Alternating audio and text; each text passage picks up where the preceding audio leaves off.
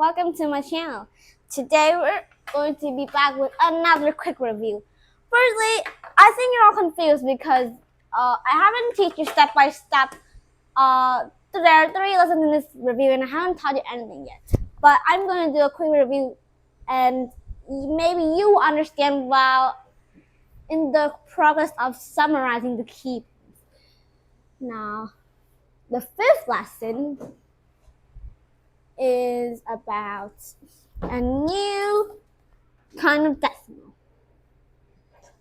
You are going to get to know about infinite repeating decimals.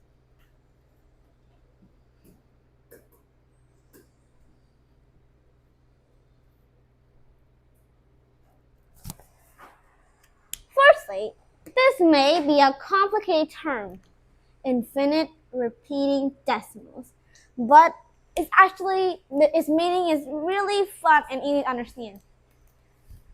So, infinite repeating decimals is a result of dividing an integer by another. Here, let me write it in short for you guys.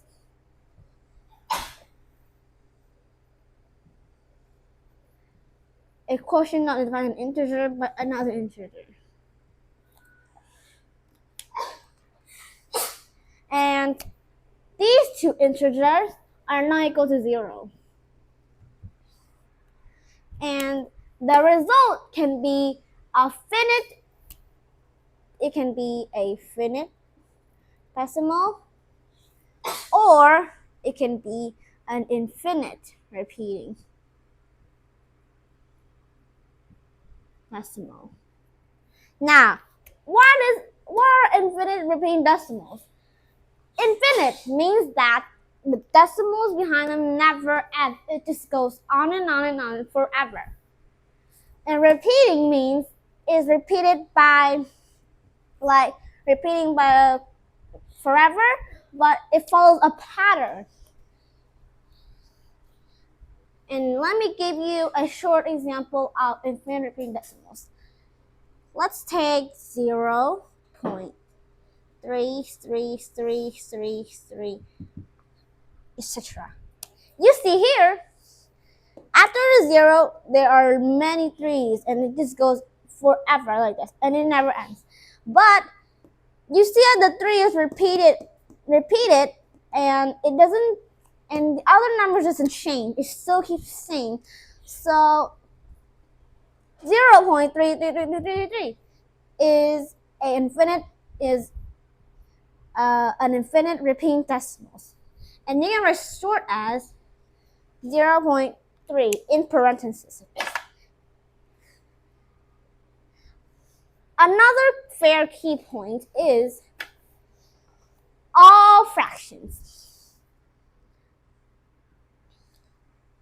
All fractions can be written as finite or infinite repeating decimals.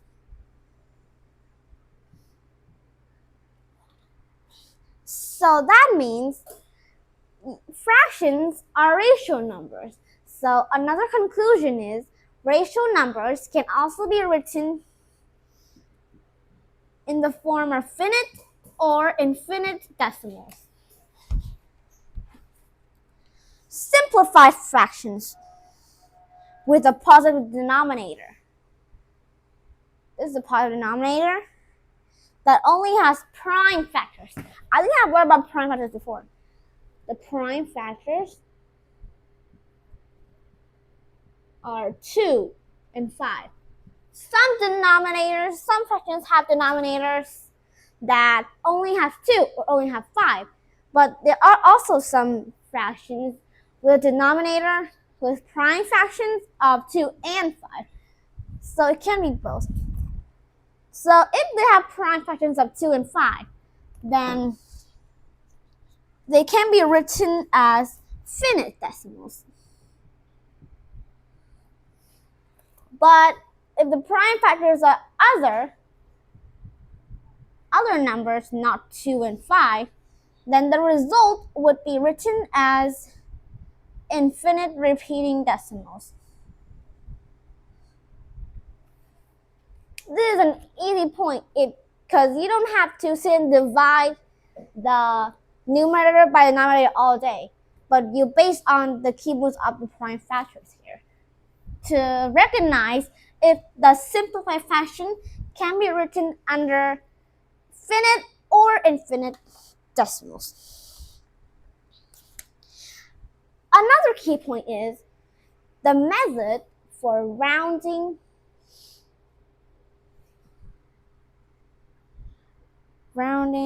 infinite repeating decimals is just the same as the method of rounding ratio numbers, or like rounding the natural numbers that you guys have learned in the 6th grade. Now, I think I get that some of you haven't learned how to round numbers yet, so it's going to be a quick tutorial. Like, went back the past. So, for example, you want to round up a number like 0.456. Here is how you should round. For example, they ask you to round to the hundredth place. Here's the 100th place. 100 decimal place is number 5. So remember, if the number next to the rounded number here is smaller than 5, then you keep the rounded number here, you didn't change it, and you change the rest of it, the rest of the numbers behind to 0. So let's, for example, it's 0.453. The 3 here is next to the rounded number, but it's smaller than 5. So we're going to round it up to 0.45. But if the number next to the rounded number is equal 5 or larger than 5, then you add one unit to the rounded number, and you change all the numbers behind, the rest of the numbers behind, to 0. Here, 456. Let me went back. The 6 here is larger than 5, so it will add 0. Okay, sorry about that.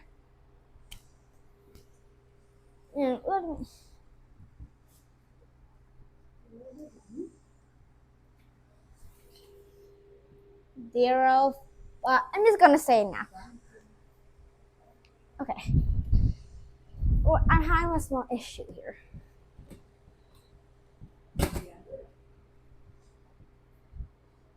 So I'm just going to erase some of the knowledge up here. And I think you guys well knows. Anyway, as I was saying, we round 0.456, round up to the 100th place. The number 6 is next to the rounded place here and is larger than 5. So we round up to 0.46.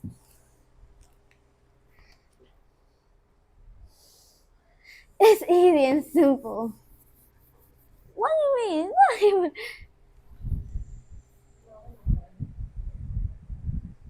Okay. What was that? Anyway, that's how you round the numbers.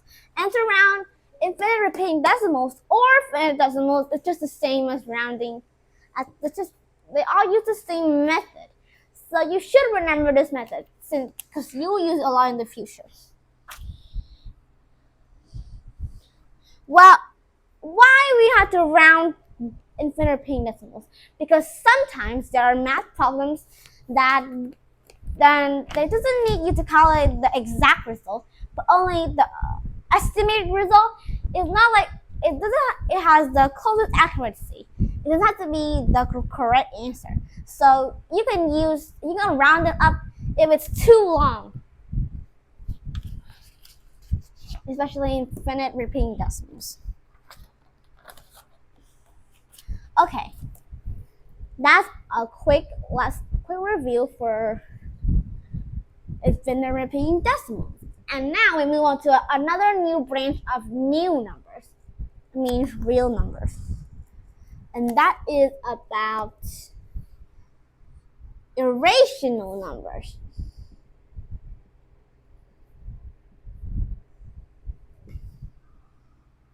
And also about square roots.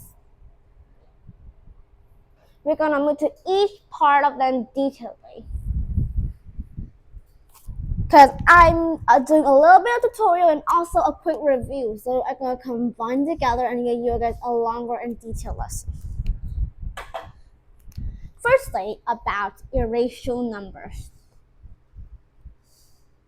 So what are irrational numbers? Irrational numbers are neither finite or infinite repeating decimals. They are neither of this. Irrational numbers doesn't have a number that is repeated over and over in the decimal place like the infinite, nor it doesn't stop. It doesn't limit the numbers like the infinite numbers. So what are irrational numbers? They are numbers that is infinite, like infinite repeating decimals. But why was different? Because a number is not like a number is repeated time to time, but is different numbers in the decimal place. Here's an example of irrational numbers. 0.1, 2, 3, 4, 5, 6, 7, it goes on like that. It doesn't follow a pattern, a particular pattern. It doesn't get to repeat, but it just goes on with different numbers. So, but you gotta be careful because sometimes people get mistaken with irrational numbers and infinite repeating decimals. Let's take example. You saw the problem. You saw a number like 0.3214, and you saw these dots like that, and you thought that they were irrational numbers. But actually, this is an infinite repeating decimal. It's repeating 3214, 3214. So you gotta calculate really detailedly to know that if the decimals follow a pattern or it just goes on with random numbers.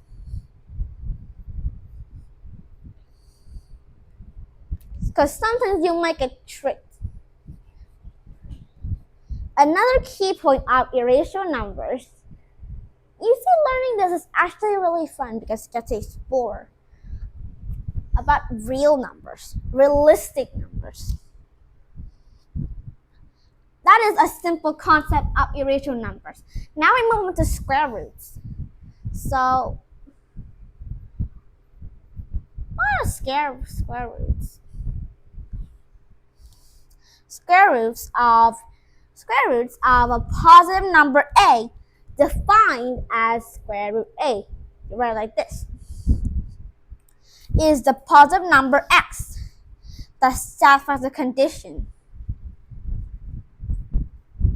x to the power of 2 equals a. A complicated concept. So let me take you a realistic example. You learned about the area of squares. Let's see this as a square. So if the square has an area of a, this area of a. So to find the length of each side of it is here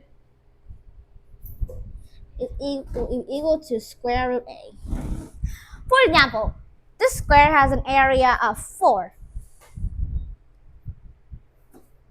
Then each side of it would be square root of 4, which we will learn how to calculate this after. So to calculate the square roots of a number, hold on. Okay. Firstly, we're going to delve into some simple properties of square roots. Firstly, if it's square root a between parentheses to the power of 2. Then the result would be a stop. But that always has a condition. A may be larger or equivalent to 0. The next property is square root of a to the power of 2. The result would be a, which satisfies the condition a is larger or equivalent to 0. Another property is square root a to the power of 2. If the result is negative a, then that means it satisfies the condition a may be smaller than 0. These properties are really important to remember. Now we delve into another key point, I guess.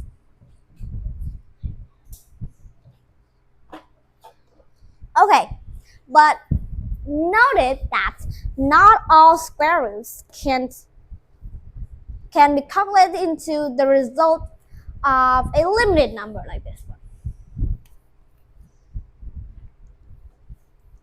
Square root a equals to b. Let's say that. That only works if a is the squared number.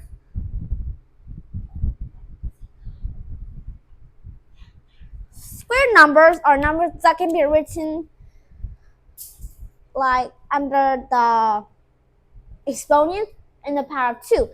Squared numbers may be 9, 18, or 81. 9 is a squared number. It can be written into 3 to the power of 2. 18, that goes for the same of 18. Wait a second. No, 18 is not a squared number. 81 is. 81, 9 to the power of 2. Okay. So to calculate the square root of a number, let's say you want to calculate the square root of 9. 9 is equal to 3 to the power of 2.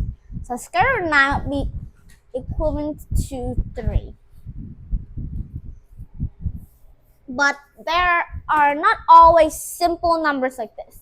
Sometimes there are negative numbers or even bigger numbers. So you don't always have to use pencil and paper to calculate all of them. It takes a really long time, and you have to know how to save your time. So if you want to calculate the square roots of big numbers or negative numbers, even infinite numbers, you can use a calculator, a specific kind of calculator that can calculate square roots for you. And the results are usually rounded up itself. The calculator doesn't show the result of an infinite repeating decimals or infinite or irrational numbers. The calculator will round it up to a certain decimal place for itself, so you don't have to worry about anything. Let's move on to the last branch of math today.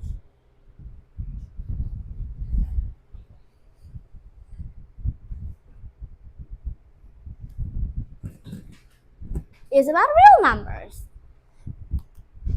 It's almost like a quick, a whole review of the previous 2 lessons. But we're going to delve more into that. Firstly, real numbers. What are real numbers? Real numbers are all rationals and irrational numbers.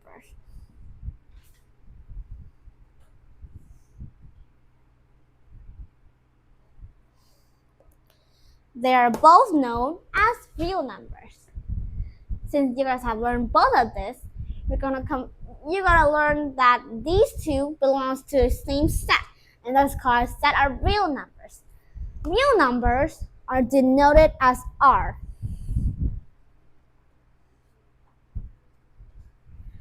It may be familiar since real numbers are rationals and irrational. So we have a complicated conclusion. You see, all natural numbers are integers.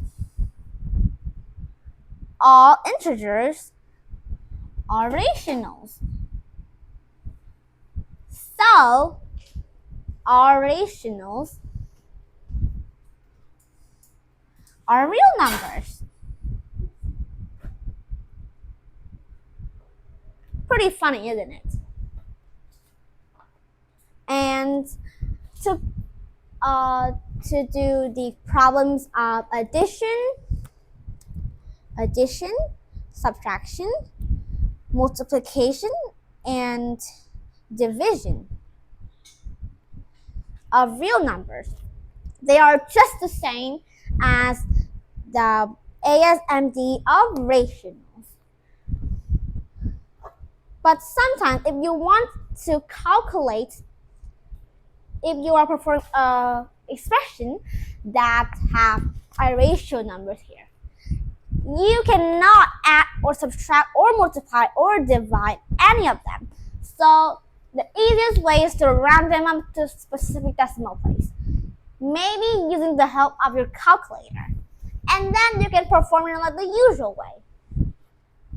Because you know that irrational numbers does not are unlimited numbers, which means they go on and on.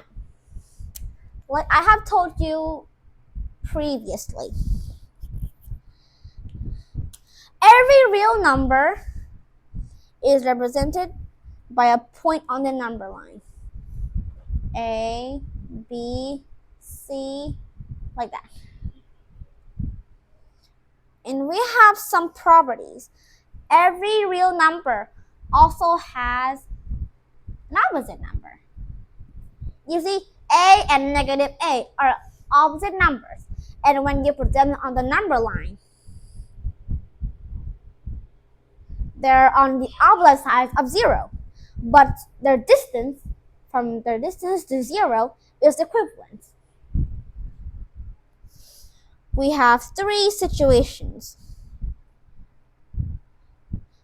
When any two real numbers, x and y, we always have 3 situations. Firstly, x could be smaller than y, x could be equivalent to y, x can be larger than y. There will always be 3 specific situations that you cannot get your head out of. We have the transitive property, and I'm going to introduce you today.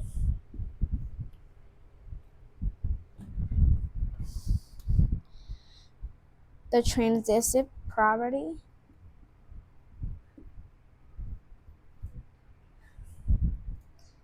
is if x is smaller than y and x is smaller than z. Let's say z is another number. It doesn't appear out of nowhere, but I'm just going to say there are 3 real numbers here. So where x and y belongs to a set of real numbers, they can be irrational or rational. So there will always be a conclusion x would be smaller than z. We transitive them into and relate to this specific conclusion. And that goes the same for another property. This lesson is kind of long, so remember to stay super focused. If x is smaller or equivalent to y, and y is smaller or equivalent to z, then x would be smaller or equivalent to z. Easy, right? You thought it was complicated, but then it just leads to a simple conclusion. One last thing. If 0 is smaller than a and a is smaller than b, then square root a would be smaller than square root b.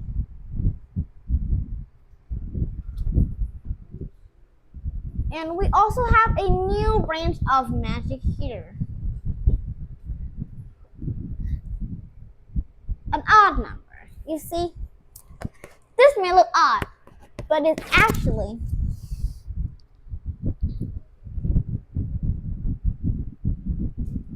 equals to a if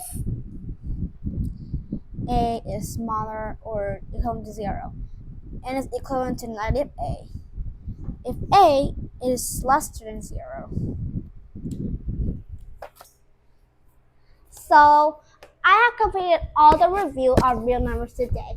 We have learned 3 lessons about irrational numbers, square roots, infinite repeating decimals, and real numbers. Actually, there are not 3 kinds of numbers, but they all belong to a set of real numbers. And I hope you understand all the basic concepts of my lesson today. So we'll see you in another video. Thank you. Bye-bye.